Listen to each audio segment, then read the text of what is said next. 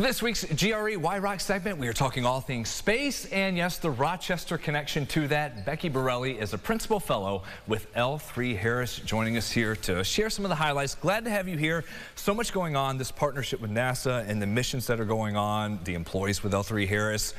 What are some of the jobs that you're doing, some of the work you're involved in? Yeah, so we do everything from government contract work to civil work, commercial work.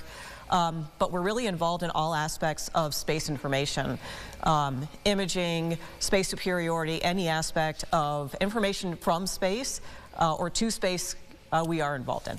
Specifically the Roman Space Telescope. So we'll have this one launching no later than 2027. That's correct. What is going on with that? So L3Harris built and tested the optical telescope assembly for the Roman Space Telescope, which essentially is a very large camera.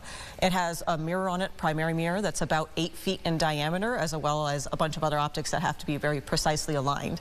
It also had to be tested to minus 80 degrees Fahrenheit here at our facility to make sure that it would survive in its operational environment in space. It's just incredible, and it has a field of view 100 times greater than the Hubble telescope and everything it's flying. So that's the Roman telescope. Now, some of this satellite technology, everything you're working on, people may be sitting around saying, how does it affect just a consumer here on Earth? Yeah, so our lives are affected by our understanding of space in ways that you wouldn't necessarily understand or expect. Our national security, our communication systems, our understanding of our world and how it formed is all informed by information that we have learned from space. From a more sort of personal level, L3Harris actually built all of the telescopes that are on the Worldview 1 through 4 telescopes, which are used for Google Earth imaging. So if you're pulling up a picture of downtown Rochester, of the studios here, and you're looking at a satellite image, there's a high probability that you're looking at one of our systems. Speaking of Rochester in this segment, Why Roc? You're involved in so many things, high-profile missions. What is it about being here and staying here and doing all this here? This region's connection to photonics and optics is a really critical part of what we do and everything that we do. We have very tight connections with all of the universities, MCC, University of Rochester, and Rochester Institute of Technology.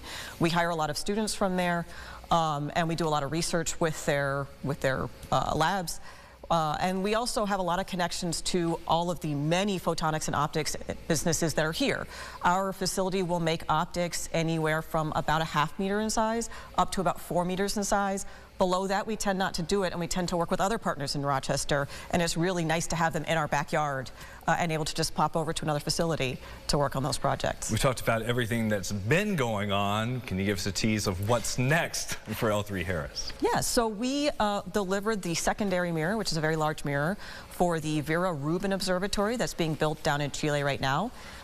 We delivered that a couple years ago. They just passed a major operational test, and they'll be turning their unit on to look up at the stars here in the next year. So we'll be getting some images from another one of our optics very soon.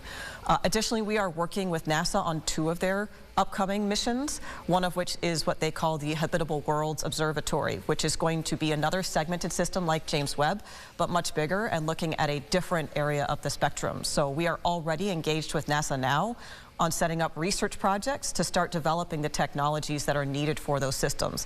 NASA never builds the same thing twice. They're always pushing technology to its limits, and so there's a lot of research and development that has to go into making those things work. And finally, real quick, when you see one of these images, something comes back, and being a part of it, what's that feeling like? Oh, it's incredible. It's unreal to me to think that, I got the honor of working on the James Webb Space Telescope as an L3Harris employee during our portion of that. And it's incredible to think that I'm one of the few people that was able to see and touch this thing in person, and that we are responsible for it being able to take the images it takes.